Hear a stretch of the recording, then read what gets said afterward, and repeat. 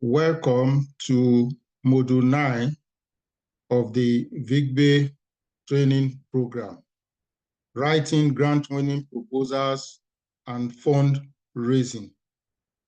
Today, the 1st of September 2024, we're going to be discussing fundamentals of fundraising for research and other projects. I am Iyitope Ogunbodede. We are also going to discuss monitoring and evaluation and then sustainability of projects. This is by popular demand, and you will know why I'm saying this later on. Let me acknowledge Emeritus Professor Akinshola Okebukola, OFR, the Facilitator General and Visionary of VIGBE, who has effectively and efficiently coordinated the first 3 weeks of this training program, and we continue to be there to share his wealth of experience over the next 6 weeks.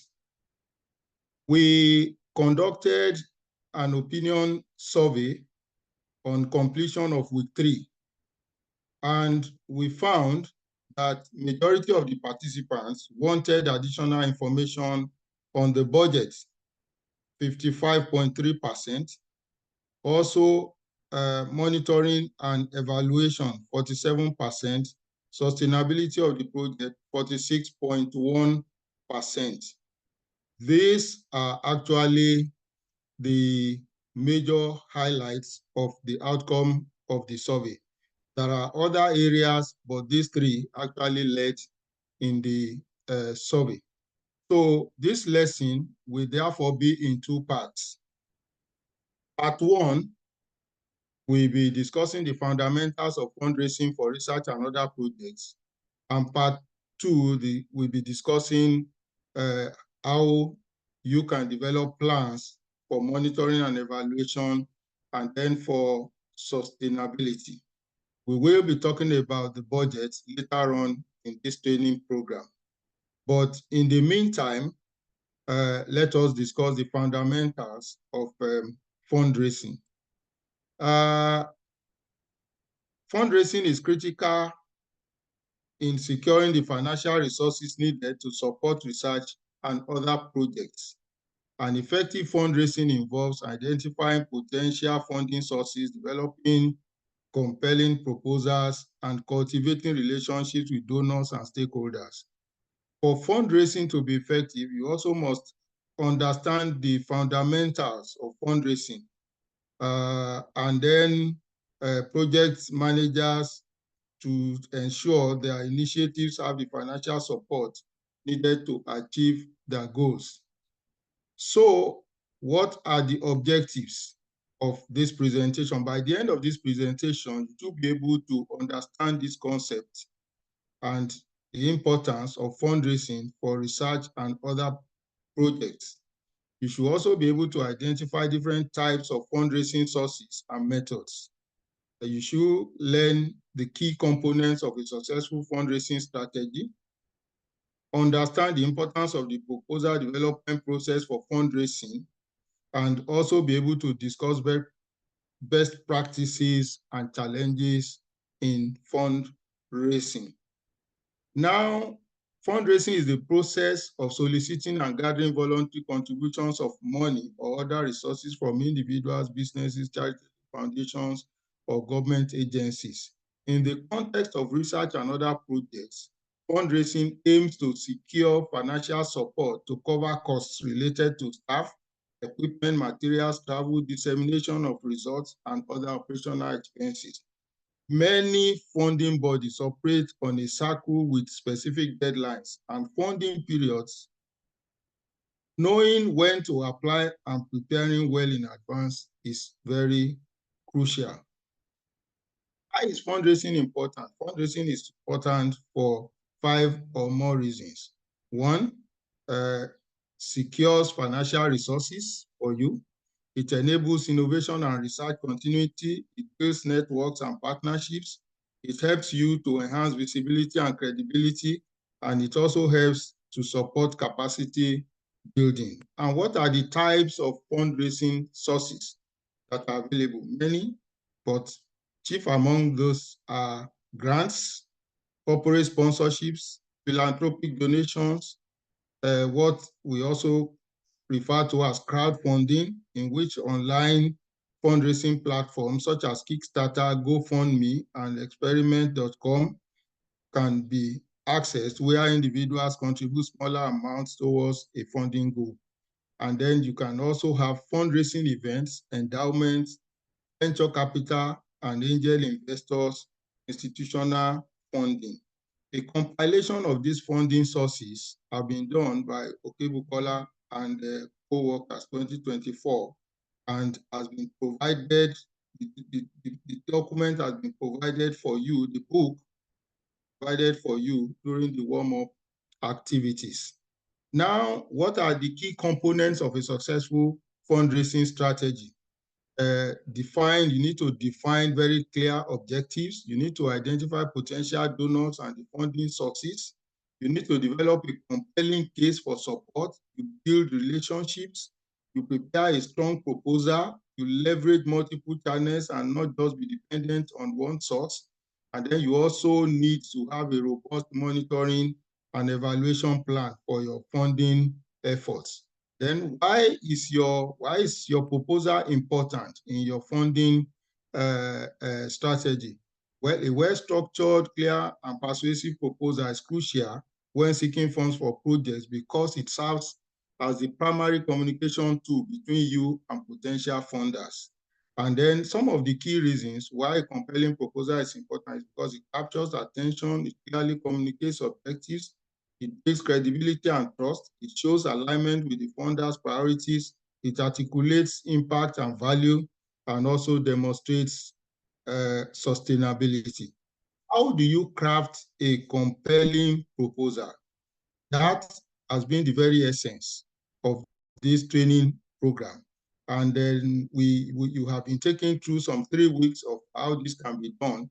And the remaining part of the program, the next 6 weeks, will also be devoted to this. What are the best practices in fundraising? You have to know your audience. Secondly, you should be able to tell a compelling story. So to connect emotionally with your donors, you have to be able to build credibility. You have to be able to follow up and engage the donors. You have to leverage on the digital tools, diversify funding sources, and then you avoid reliance on a single funding source. And more importantly, you have to be transparent and accountable. And then what are the challenges in fundraising? Lack of fundraising expertise. You are limited in your skills and knowledge in fundraising. It can hinder your ability to develop effective strategies and programs. Economic uncertainty is another issue. And competition for funds. So high competition for limited funds can make it challenging to secure resources. And then you have donor fatigue, and then you have changing donor priorities.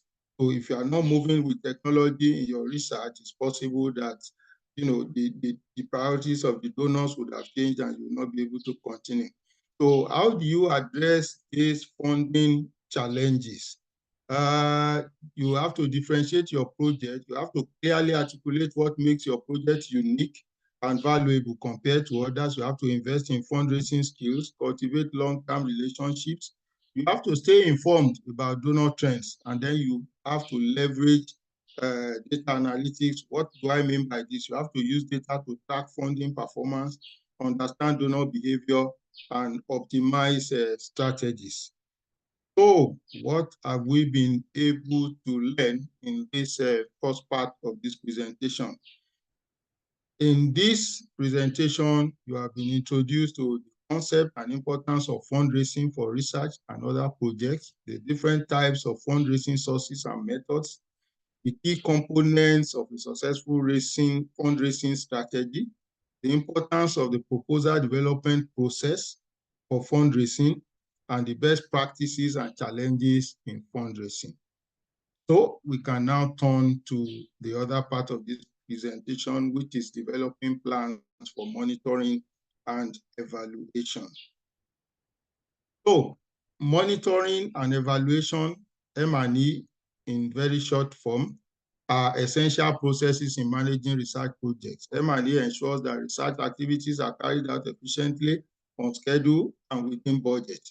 It also helps to verify that the project is achieving its intended objectives and outcomes. It provides evidence-based information for decision-making and makes accountability to stakeholders easier. So what are the objectives of this part of the presentation? At the end of this section, you should be able to understand the concepts and importance of monitoring and evaluation in research projects, to be able to differentiate between monitoring and evaluation, to also be able to identify the key components of an effective M&E plan, and then you should be able to understand the tools and techniques used in M&E, and lastly, you should be able to discuss the challenges and best practices in implementing M&E for research projects. So what do we need to know? What is monitoring? So monitoring is a continuous systematic process that involves the collection, analysis, and use of data to track the progress of a project. So that word continuous is key in monitoring. And so monitoring is continuous and is ongoing. What is evaluation? Evaluation is a periodic assessment of a project to determine its relevance, effectiveness, efficiency, impact, and sustainability. It focuses on the overall achievement of project objectives and assesses the outcomes and impact. So evaluation is a systematic and objective assessment. So now let us look at the importance of monitoring and evaluation in research projects. M&E ensures accountability and transparency. It enhances learning and adaptation. It improves decision-making. It helps in the assessment of impact and effectiveness, and it facilitates resource management. Is there any difference between monitoring and evaluation? Yes, there is a difference. In terms of purpose, monitoring tracks progress and implementation. Evaluation assesses outcomes and impact. In terms of frequency, monitoring is continuous and routine is ongoing, whereas evaluation is periodic and is usually short-term, mid-term, or end-term. So in terms of focus, monitoring has activities, outputs, and processes. Evaluation is usually considering relevance, effectiveness, efficiency, and the impact. In terms of the data type, quantitative, often real-time data is collected during monitoring. So, and then for evaluation, you rely most of the time on both quantitative and qualitative data. And then in terms of use, monitoring has immediate corrective use. I mean, you use it to immediately correct whatever is wrong with the project. And then for evaluation, it has its usefulness in strategic planning and long-term decision making. So what are the key components of M&E? The key components are an effective M&E plan. So the components are very clear objectives. You must have that. You must have indicators, and your indicators must be SMART. So you have been taught what that means, so I won't be going into that. You learned that in the last 3 weeks. Data collection methods. You also must have on your M&E plan your baseline data. So you have to establish baseline data before the project begins so that you can measure changes over time. And then your M&E framework, you outline the project's objectives, inputs, activities, outputs, outcomes, and impact, along with corresponding indicators and data sources. Then the roles and responsibilities of the stakeholders must be clearly defined. And then your data management and analysis, must also be robust. You have to establish a data management system to store, to analyze, and report data efficiently. And then you also have your reporting and communication strategies incorporated into an M&E plan. And lastly, you must remember to have a budget for your M&E, because if you do not allocate a budget for M&E, the donors will know that you are not interested in monitoring, and that may even be very negative in the consideration of your research proposal. So what are the tools and techniques, for monitoring and evaluation? We have logic models and theory of change can be utilized. Then you also have indicator tracking tools such as indicator tracking tables or dashboards that provide an overview of progress against targets. Then you have data collection tools such as surveys, questionnaires, observation checklists, and interview guides. Then you have data analysis software. So Excel is a very popular one. You have SPSS, you have SAS, and now you have quite a number online with the advent of AI. So it's now almost limitless. Then you have monitoring checklists, tools to systematically monitor project activities, compliance, and progress. So what are the challenges in implementing M&E for research projects? Limited resources, lack of capacity, complexity of the research projects, resistance to evaluation, and then data quality issues. Inaccurate, incomplete, or inconsistent data can undermine M&E activities. What are the best practices in monitoring and evaluation? You have to employ a participatory approach. You involve stakeholders. You don't do it all alone. You have to build M&E capacity, train your staff and stakeholders on M&E principles, tools, and techniques. You have to integrate M&E into your project design from the very beginning, not in the middle, at the end. Then you have to use leverage on technology for data collection and analysis. You have to ensure regular feedback loops to all stakeholders. And then you must also realize that M&E gives room for continuous learning. So you have to adapt strategies and improve project performance using your M&E results. And then you must also consider ethical aspects of what you are doing. So in summary, we have been able to show in this section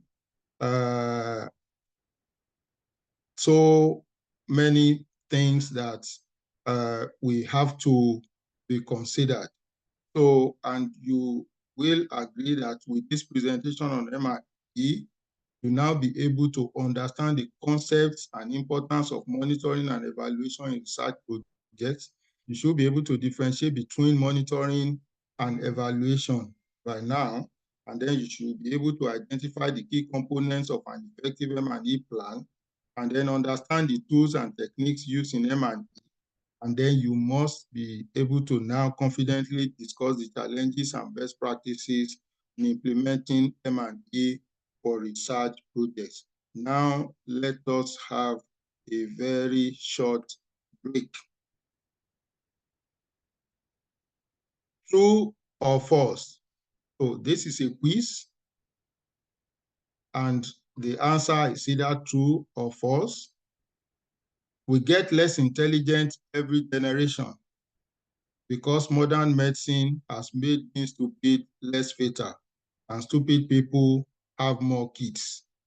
So what is your answer to this? Let us turn to Copilot to see and to know the answer from Copilot to this particular quiz. Let me just summarize. Copilot here is telling us that as an AI language model, I don't hold personal opinions, but I can provide some insight on this topic. The idea that modern medicine has led to a decline in human intelligence is an interesting hypothesis, but it is essential to consider various factors before drawing conclusions and so on and so forth. So at your spare time, you can ask ChatGPT and also ask Gemini for their own responses. I'm not going to tell you that, but you will find out by yourself. Now let us move to sustainability. Sustainability is in the context of research projects, refers to the ability of a project to maintain its activities, outputs, and outcomes over time, even after the initial funding or support has ended. Ensuring the sustainability of research projects is crucial for achieving long-term impact, maximizing resource utilization, and contributing meaningfully to the field of study or to the community in which the research is conducted. what are the objectives of this section of this presentation? By the end of this presentation for this section, you'll be able to understand the concept of sustainability in research projects, identify key elements that contribute to the sustainability of research projects, discuss strategies to ensure sustainability in research, and understand the challenges to sustainability and explore solutions to address them. Now, what is sustainability in research projects? Sustainability refers to the capacity of a research project to endure and continue delivering benefits over time. It encompasses several dimensions: financial sustainability, ensuring that there are sufficient resources to continue project activities; operational sustainability; social and community sustainability; gaining community support and involvement to ensure continued relevance and use of project outcomes; and also institutional sustainability, embedding the project within institutional frameworks to ensure continuity.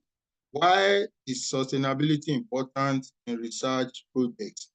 Maximizes impact, ensures efficient use of resources, builds trust and credibility, and facilitates knowledge transfer. So what are the key elements of sustainable research projects? Clear vision and objectives, active involvement of stakeholders, capacity building, financial planning, institutional integration, adaptive and flexible management, and also a good knowledge management system. What do I mean by this? Effective documentation, dissemination, sharing, and use of research findings and lessons learned. So what are the strategies for ensuring sustainability in research projects? So you have to develop a sustainability plan from the inception of the project and not in the middle or at the end. You have to diversify funding sources and avoid reliance on a single funding source. You have to strengthen partnerships and networks. So you have to embed research into the local context, ensure that the research is relevant to local needs and priorities. And then you must invest in capacity building. And then you have to communicate your results and impact regularly and efficiently. And then you have to leverage on technology and innovation. And then you must also monitor and evaluate continuously. So how do you develop a sustainability plan? The sustainability plan outlines how a research project will achieve and maintain its sustainability goals. The key elements include the objectives. You have to clearly define the sustainability objectives of the project, the actions, outline specific actions and strategies to achieve the objectives, the indicators, the roles and responsibilities, assign roles and responsibilities for implementing the sustainability actions, the timeline, to also provide a timeline for implementation. And then the budget, you have to allocate a budget for sustainability activities. Then what are the challenges to sustainability of research projects? Limited funding, lack of shareholder and lack of stakeholder engagement, capacity gaps, insufficient capacity in terms of skills can limit the ability to sustain project activities. Then the changing contexts, political, economic, social, and technological changes can impact the relevance and continuation of research activities. And then there could also be data management issues. Poor data management practices can lead to the loss of valuable information, limiting the potential for future research or project continuation. How do you address the challenges of sustainability? You have to establish a contingency plan. So develop strategies to address potential risks such as changes in funding or political context. Engage stakeholders early and often, invest in capacity building, adapt to changing contexts, and then implement robust data management systems. Now, let's turn to the best practices for sustainable research projects. What are the best practices? Best practices usually will align research with local and national priorities. It will ensure transparency and accountability, and it will use participatory approaches. It will engage local communities, policymakers, and other stakeholders in all stages to build trust. And best practices also require that you plan for scalability of the project. You have to design your research project in a way that allows them to be scaled up or adapted to other contexts, increasing their impact and sustainability. So, what have we been able to learn? You should now be able to understand the concept of sustainability in research projects, identify key elements that contribute to the sustainability of research projects, discuss strategies to ensure sustainability in research, and then understand the challenges to sustainability and explore solutions to address them. And you should also be able to explore examples of sustainable research projects and best practices. So now we need to turn to the practicals for this week, practical 4. And that has to do with developing monitoring and evaluation plan, and also developing a sustainability plan. Let us start with developing a monitoring and evaluation plan. So you are being requested to provide the title and brief description or summary of an existing or hypothetical research project in your discipline. Of course, this should not be difficult because you have actually developed a full proposal and you have a title already, you have the title, and then you also have the summary. So use the following steps to develop an M&E framework for the research project. Define the M&E objectives, outline the inputs, activities, outputs, outcomes, and the impact. Then you develop at least 2 indicators for each level of the logic model, that is for the outputs, the outcomes, and impact. And then you provide for each indicator the definition. What does it mean? The baseline, the starting point, so you can measure, as you proceed in the project. And then the target of the indicator, the data source, and then the frequency. So how often data will be collected. So, and then you will then list how you will communicate your findings. Additional details will be provided for you, in an email. So the next thing is, what is the criteria that will be used to score the practicals? Sorry, before we move to that, let's talk about developing a sustainability plan. So for the sustainability plan, you will use the same project that you selected for M&E to develop the sustainability plan, and you will follow the following steps. One, you will define the objectives of sustainability. Then you will identify key components of sustainability that you find relevant, such as the financial sustainability, operational sustainability, institutional sustainability, social and community sustainability, and technical sustainability. And then you will then develop a sustainability strategy of not more than 500 words that outlines specific actions and steps to achieve sustainability. This may include your action plan, the resource mobilization, then what will you do in terms of capacity building, and then what will be your communication and advocacy strategy. Then identify at least 3 potential risks for your project. And then how will you mitigate these 3 risks? You have to specify strategies to mitigate each of the identified risks. And what is the scoring? How are we going to score this? Your submission for M&E plan will be assessed using the completeness of the assignment, the clarity and coherence, the relevance and feasibility, and then the creativity and the critical thinking that you have put into this. And that will be 250 marks for the aspect of M&E. Then what is the scoring criteria for the sustainability plan? So that will be based on the completeness, also 100 marks. Then you have clarity and coherence, 50 marks. You have relevance and feasibility, 50 marks. You have creativity and critical thinking, 50 marks. And then you have the quality of your reflection. So which provides a thoughtful reflection on the sustainability planning process, challenges, and the learnings. That will be 300 marks. So now the submission, you are still going to be giving a